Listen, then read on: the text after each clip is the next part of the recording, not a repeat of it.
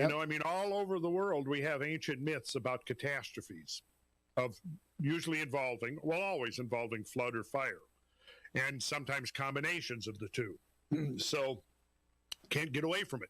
So we either ignore it or we come up with some kind of convoluted explanation to explain it away. You know, that it has something to do inherent in human psychology, that people diversely spread across the globe with no contact with each other will come up with almost exactly the same scenarios.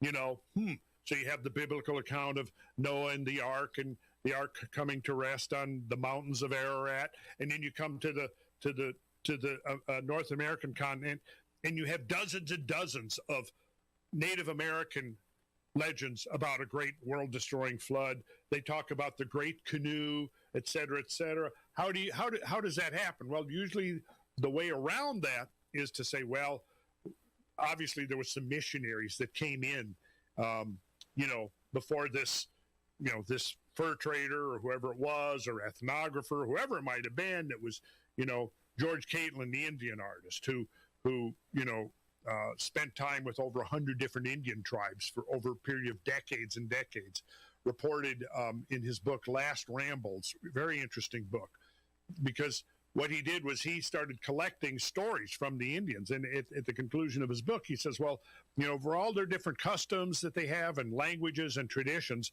they all seem to have one thing in common.